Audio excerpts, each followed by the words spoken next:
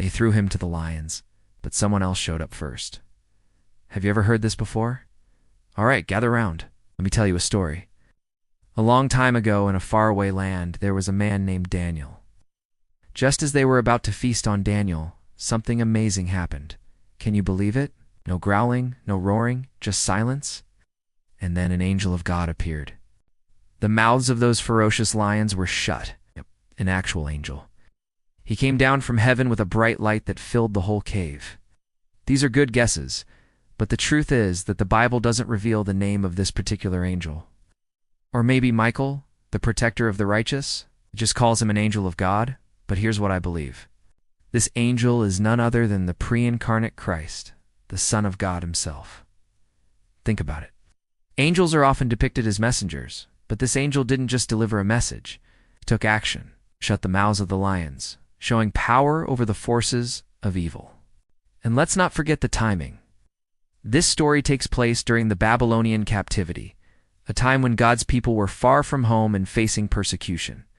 The appearance of an angel, a heavenly being, would have been a powerful reminder of God's presence and protection.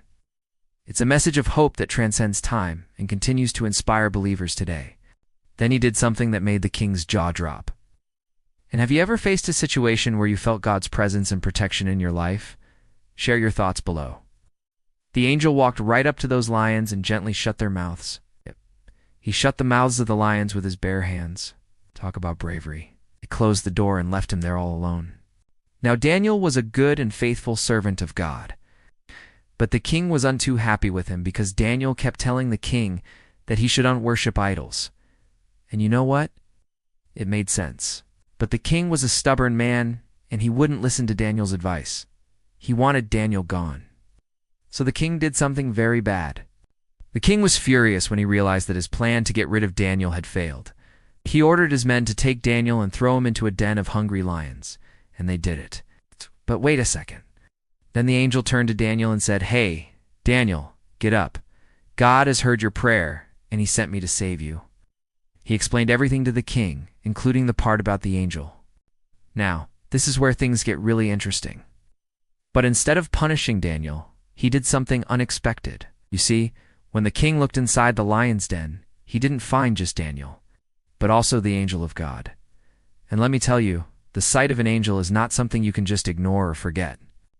The king fell down on his knees before Daniel and asked him to forgive him for trying to hurt him. From that day on, the king became a new person. He knew exactly what to say. He stopped worshiping idols and started serving the one true God. And guess what? Daniel was a big part of it. God used this experience to show the king that he is in control, that no one can harm his people if he doesn't want it to happen. Wow. Daniel was so grateful. He fell to his knees and thanked God for sending the angel to help him. The angel touched Daniel's forehead and suddenly the doors swung open.